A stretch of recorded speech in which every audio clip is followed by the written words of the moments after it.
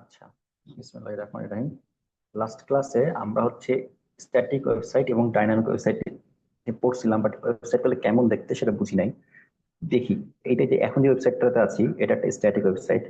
এখানে দেখো, আমি যখন উপর থেকে নিচে যাচ্ছি, এই যে সাইডের মেয়েটা আছে দেখো, উপরে উঠে যাচ্ছে, মানে হচ্ছে যেখানে নিচে যাচ্ছি উপরে যাচ্ছে, উপরে চলে যাচ্ছে, কোনো কিছু নড়াচড়া করতেছে না। এটা হয়তো যা আছে উপরে চলে যাচ্ছে। এই যে মেয়েটাকে দেখাচ্ছে, সে উপরে চলে গেল। এটা হচ্ছে স্ট্যাটিক ওয়েবসাইট। এবার দেখায় ডাইনামিক ওয়েবসাইট। এই যে এটা দেখো, ডাইনামিক ওয়েবসাইট দেখতেছো? যে হচ্ছে এই যে নৌকাটা হচ্ছে চলতেছে। এই দেখো, আমি নিচে যাব, দেখো কি হয়। দেখছো, ও লেখাটা উপরে চলে গেল, বাট নৌকাটা এখনো চলতেছে। এই যে দেখো, আরো লেখা আসতেছে, কিন্তু নৌকা চলতেছে।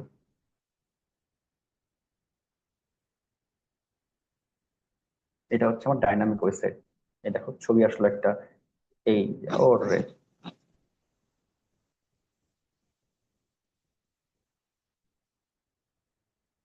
সেরা কাহিনী, সব নড়াচড়া করতেছে। এটা হচ্ছে ডাইনামিক ওয়েবসাইট। ওয়েবসাইটের নাম হচ্ছে the boat. Static website, dynamic website, সকল ওয়েবসাইট আমরা দেখে ফেললাম। তাহলে স্ট্যাটিক ওয়েবসাইট আর ইয়া ওয়েবসাইটের ধরন এবং ইয়াগুলো পড়ে ফেলো। এটা স্ক্রিনশট তুলছো? ওকে। এইটা স্ট্যাটিক ওয়েবসাইটের সুবিধা অসুবিধা দুই মার্কের জন্য আসবে। স্ট্যাটিক ওয়েবসাইটের সুবিধা, ডাইনামিক ওয়েবসাইটের সুবিধা অসুবিধা, স্ট্যাটিক এবং ডাইনামিক ওয়েবসাইটের পার্থক্য। ওকে।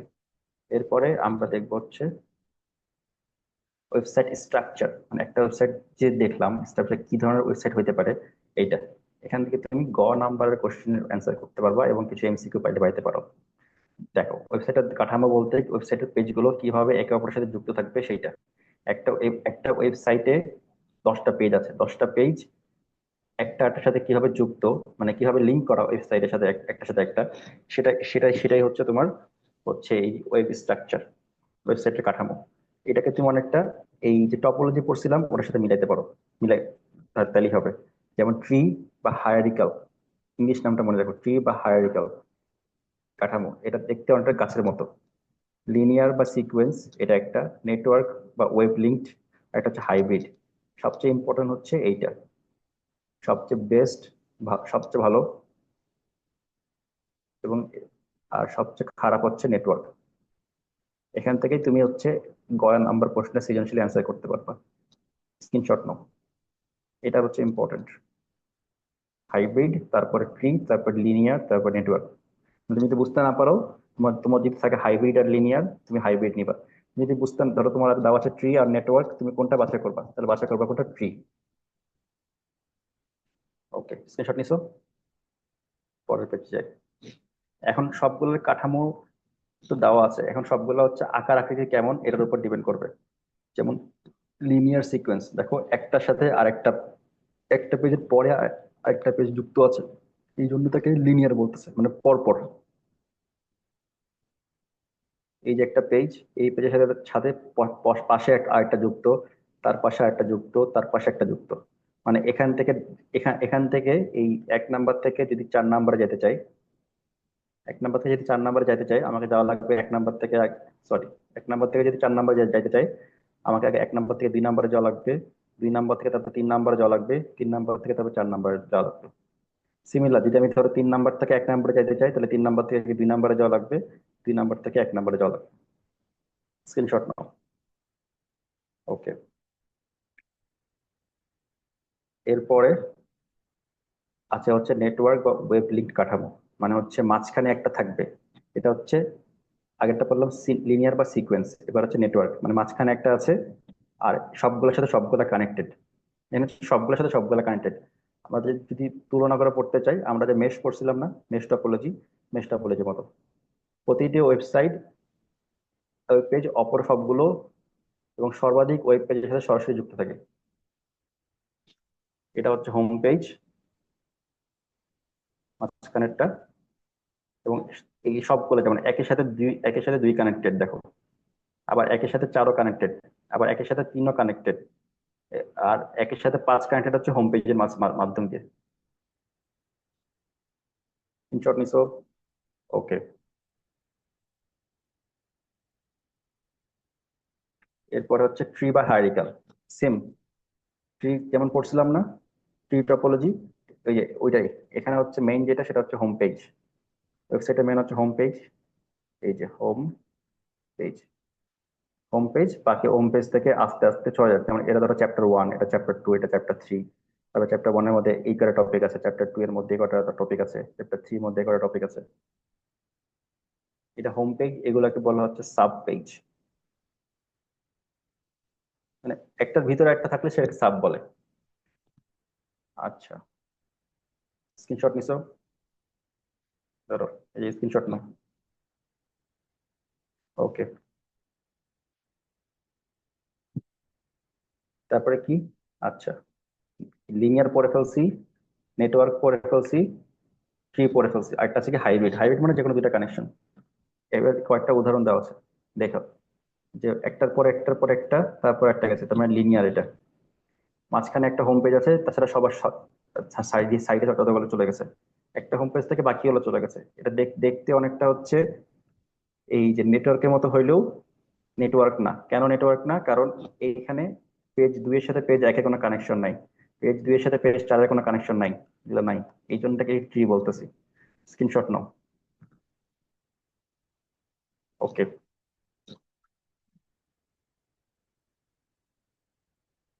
এবার দেখো, প্রথম একটা হচ্ছে লিনিয়ার, মানে একটার সাথে একটার পরে আরেকটা, এটা থেকে এইটা, তারপরে এইটা। আর এটা কি ট্রি, দেখে বোঝা যাচ্ছে। এই যে উপরেরটা, সবার উপরটা হোম পেজ, তারপর আস্তে আস্তে ভাগ হয়ে গেছে। স্ক্রিনশট নাও, স্ক্রিনশট নাও। এটা কি? 2 নাম্বারটা হচ্ছে লিনিয়ার, মানে একটার পরে একটা। আর 1 নাম্বারটা হচ্ছে ট্রি, ওই যে উপর হোম পেজ থেকে ভাগ হয়ে গেছে। Web frame, HTML.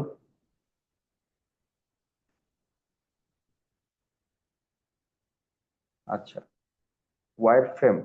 ওয়ার ফ্রেমটা কি আমার জানা নাই আসলে, একটু দেখতে হবে বই। এইচটিএমএল তো hyper text markup language. Web page develop, মানে ওয়েব পেজ বা লেখার জন্য কি কি দরকার আছে? 3টা জিনিস দরকার। একটা হচ্ছে এইচটিএমএল, যেটাতে ওয়েব পেজ লেখা হয়। ওয়েব পেজের সৌন্দর্য, সৌন্দর্যের জন্য, দেখতে কেমন হবে না হবে, সৌন্দর্যের জন্য ইউজ করা হচ্ছে সিএসএস। আর ওই ওই পেজ কিভাবে কাজ করবে না করবে, প্রোগ্রামিং করা দরকার হয়, সেটা করে হচ্ছে JavaScript. JavaScript, JS, JavaScript, JS. Screenshot নাও।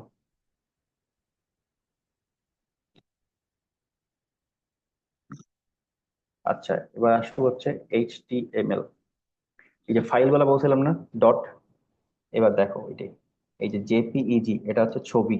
ডট পি, এটা এটা থাকবে ধরো, তোমার নাম আছে, হ্যাঁ, ধরো একা ডট জেপিইজি। ডট জেপিইজি থাকার কারণে তোমার এটাকে ছবি বলবে, এই যে এটা ছবি আছে। এরকম আরো কি কি আছে? জেপিইজি আছে, পিএনজি আছে, জিআইএফ আছে, আরএডাব্লিউ, এসভিজি, এইচইআইসি, সবগুলো ছবির ফরম্যাট, এগুলোকে বলে হচ্ছে ফরম্যাট। ফরম্যাট। আর এই ডট যেগুলো আছে, ডট দেওয়ার পরে এই যে জেপিজি, পিএনজি, এগুলার নাম হচ্ছে এক্সটেনশন। এক্সটেনশন। তেমন হচ্ছে এই যে পিডিএফ হচ্ছে বই পড়ার জন্য, ডট পিডিএফ। তুমি যেটাতে যে ক্যাম স্ক্যানার বানায় পাঠাও আমাকে, এটা ডট পিডিএফ। জেপিজি ছবি, ডট এমপি4 হচ্ছে ভিডিও, এটা হচ্ছে এমপি4 হচ্ছে ভিডিও, এটা হচ্ছে ছবি। ডট পিডিএফ হচ্ছে বই। যে ভিডিও ফরম্যাট গুলো দেখো কি কি দেওয়া আছে। ডট এমপি4 ছাড়াও ডট এভিআই আছে, ডট এমওভি আছে, ডট এমপি4, ডট এফএলবি, এছাড়া dot AF, dot MKV, dot WMV, dot MPEG, অনেকগুলা। স্ক্রিনশট নাও। এগুলো বইয়ে পাওয়ার কথা, তারপরে স্ক্রিনশট নিয়ে রাখো।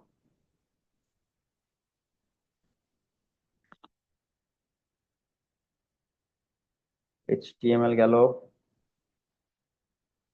আচ্ছা, এইচটিএমএল শুরু এবং শেষ। শুরুতে কোনো স্ল্যাশ নাই, শেষে একটা স্ল্যাশ আছে। এই তীর চিহ্ন, তীর চিহ্নের মাঝখানে, মানে কোনা কোনা চিহ্নের মাঝখানে স্ল্যাশ আছে। কোনা কোনা চিহ্নের নাম হচ্ছে গ্রেটার দেন এট লেস দেন, মানে কোনটা কোনটা থেকে বড় এবং শেষ।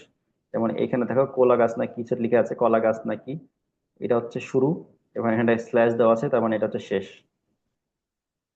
তারপরে এখানে প্রতিটা জিনিসের জন্য আলাদা আলাদা আছে। যেমন পি দিয়ে মনে হয় প্যারাগ্রাফ, বি দিয়ে হচ্ছে বডি, এই যে বি দিয়ে হচ্ছে বডি, এইচটিএমএল কোড, এগুলো আমার আর মনে নাই।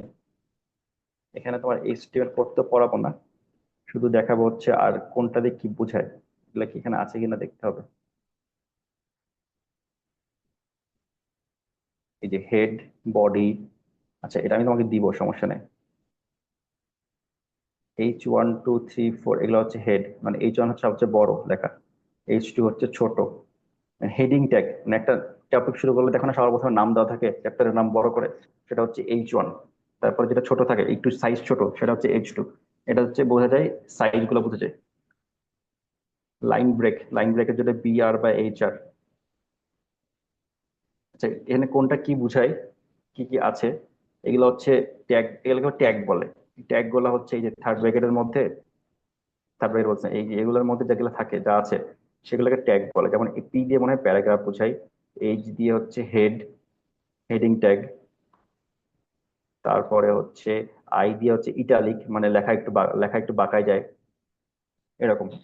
সবগুলো আলাদা আলাদা আছে, এখানে একটা বইয়ের মধ্যে থাকার কথা, এখানে সবকিছু একসাথে দেওয়া নাই। তাহলে এখানে আর তেমন কিছু পড়াবো না, দেখিনি দাও। সাবস্ক্রিপ্ট সুপারস্ক্রিপ্ট পড়াবো না।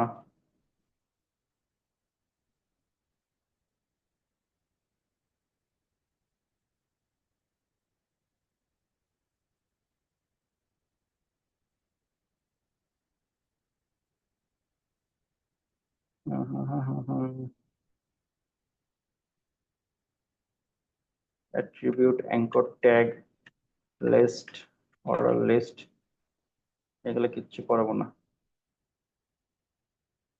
মানে এগুলো হচ্ছে লেখার জন্য কাজে আসে, আমি যেহেতু লিখতেছি না সেগুলো দরকার নেই।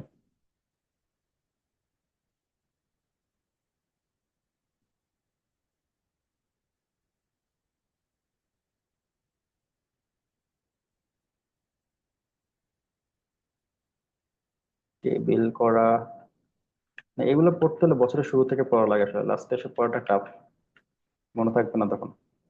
আমি এমসিকিউ পারতে পারলে হবে, এমসিকিউ জন্য যে ট্যাগ গুলো দরকার সেগুলো দেখবো। এখানে হচ্ছে প্রশ্ন প্রশ্ন সলিউশন দেওয়া আছে। আচ্ছা, তাহলে আমাদের হচ্ছে চ্যাপ্টার 2, মানে চ্যাপ্টার 4, সরি চ্যাপ্টার 4 আলহামদুলিল্লাহ শেষ হয়েছে।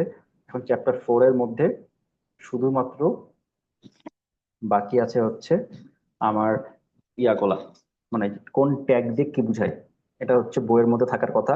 যদি বইয়ের মধ্যে না পাও আমাকে বলো, বইলো, আর আমি চেষ্টা করবো তোমাকে একটা ছবি তুলে পাঠাতে কোন কোন ট্যাগ দিয়ে কি কি বুঝাচ্ছে। Thank you. চ্যাপ্টার 4 আলহামদুলিল্লাহ শেষ।